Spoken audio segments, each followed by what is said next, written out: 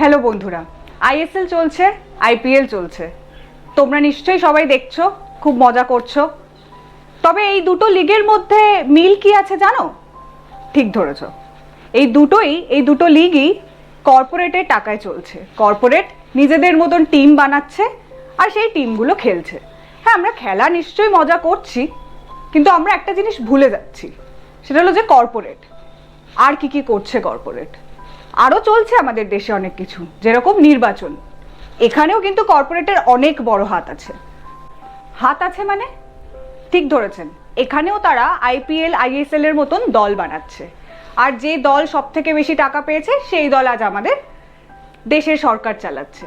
আর দ্বিতীয় যে টাকা সব থেকে বেশি পেয়েছে কর্পোরেট থেকে, তারা আমাদেরও খুব পরিচিত। তারা হলো আমাদের রাজ্য চালাচ্ছে। দাঁড়াও, এখানে শেষ নয়, এর বাইরেও আর একটা দল আছে, যে দল কর্পোরেটের টাকায় তো চলে না, কর্পোরেটের টাকা নেয়ও না, বরং চায় না যে এই দেশের কোনো দল কর্পোরেটের টাকায় চলুক। তাই জন্য সেই দল সুপ্রিম কোর্টে মামলাও করেছে এবং সেই মামলা জিতেও এসেছে। তাহলে খেলা তো শুরুই হয়ে গেছে, আমরা সবাই বুঝতেই পারছি। তবে এই খেলায় ভেবে দেখেছেন আম্পায়ার বা রেফারিটাকে? ঠিক ধরেছেন, এই দেশের মিডিয়া।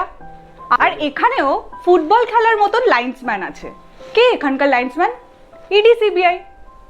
আর আমরা হলাম দর্শক, খেলাটা দেখছি। বন্ধুরা, আমরা হলাম দর্শক, আমরা বসে শুধু খেলা দেখছি। কিছু তো বলতে হবে, কিছু তো করতে হবে। তাই বলি চলছেটা কি?